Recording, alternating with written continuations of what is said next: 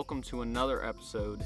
Today we're talking shaky heads. So I'm out on the lake this morning and it has been a really tough morning on the lake. It's in the transition from summer to fall. We've had a cold front and so the fish aren't really wanting to bite, really in a funk, and they don't really want to chase. This morning I was fishing topwater, reaction baits like crankbaits, spinnerbaits, chatterbaits. I flipped a jig for a long time and then I tied on a shaky head and I started getting bit. And this is something that can help you out on those tough days, is downsizing to either a shaky head or something small and start finesse fishing. Especially around where I live in the Midwest, we have a lot of these smaller lakes that get a ton of pressure, and a lot of times you have to slow down and start fishing smaller baits to get bit. So let's talk about the shaky head first. There are generally 3 different types of shaky heads that I like to use. The first one is the stand-up head. And the reason I like this one so much is because it stands up on the bottom of the lake. And this can get the fish's attention. Generally the bait I like to use on these are small beavers or small crawls, just because that is the general posture that a crawl will get in when a bass is about to bite it. The next shaky head I like to use is a shaky head with a brush guard on it. And the reason I like to use this one is I like to fish this around brush. This is the shaky head I use when I'm fishing wood and around cover, because it has that brush guard on it and it really comes through the cover well. And I'll generally fish a lot of different baits, anywhere from crawls, worms, beavers. It's a really versatile head, and a lot of times you can get a little bit heavier head and almost flip it like a jig on a bait caster, which is nice. And it's a different way to fish it, but it can produce the bites in the wood when a regular jig or regular soft plastic wouldn't. And last but not least, the shaky head I probably use the most is either a ball head, or this particular one is a slider head. These are the most versatile ones in my opinion, and you can use these around rock, brush, grass. It really doesn't matter. They're really versatile, and the reason for that is because the head design. The head design will come through the cover or whatever you're fishing very well. If you only want to use one shaky head, this is definitely one to use. They're the most versatile, and you can fish about any bait you want to on them. Okay, so let's talk baits. Again, there's probably about 3 baits that I normally use. One of them is a French fry worm. The reason for this is I think it just gives a different kind of water displacement than a general worm.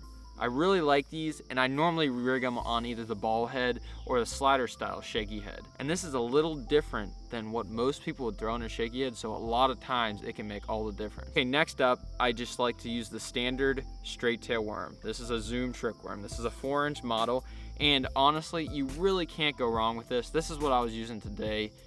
It's just a standard worm. People have been using the straight tail worm forever, and the reason why is because it just flat out gets a lot of bites. And last but not least, I love using little 3.5-inch crawls or little beavers like this one. This is a Bass Pro River Bug. And the reason for this is, again, because I feel like a lot of people don't throw them. The bass don't see them as much as a standard straight tail worm. And this also is really good when the fish are keying in on more crawls and crayfish like that. So if you're seeing the bass spit up crayfish and crawls, this is definitely something to go ahead and try to see if you can get more bites. Okay, so last but not least, we're gonna talk about the equipment I like to use. Generally, I'm using a spinning outfit. Like I said, sometimes when I'm using a little bit heavier shaky head, I'll use a medium light or a medium action bait caster, but most of the time I'm using a spinning rod. And the lengths kind of range depending on what I'm fishing. If I'm fishing around docks or tight quarters, I'll use a shorter rod. Whether if I'm fishing more open water, I like to use a longer rod. Probably the general best length is a 6.5 to 7 foot.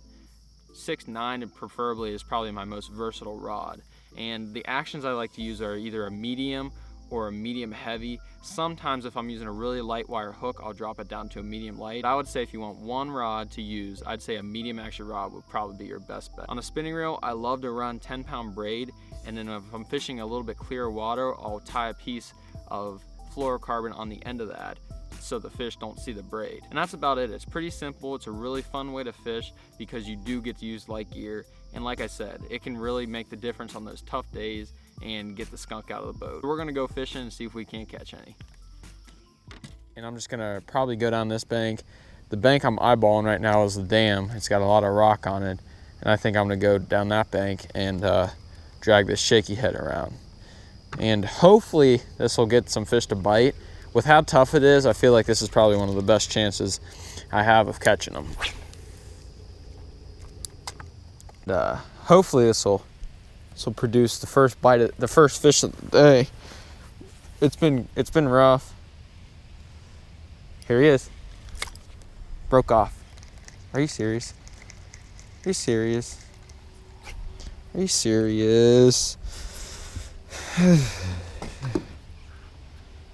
Well, I just broke off the first fish of the day. Dang it. I got a good bite, actually. That was a really good bite. He thumped it once and was heading off towards deep water. And I messed it up. I broke the fish off. Seems like I've been breaking off a lot of fish lately. That was my fault. I got a few snags earlier and I did not check my line. Learn from my mistakes, don't learn from your mistakes. Man, your phone's cutting out. Do you have bad reception? Got one. I got one. There he is. You're good luck, Matt. Hey, I got him on a little shaky head beaver. So changed the beaver and I caught probably one of the biggest ones today. I've only caught 3 fish, so I know it's a giant, isn't it? But I caught him on that little beaver.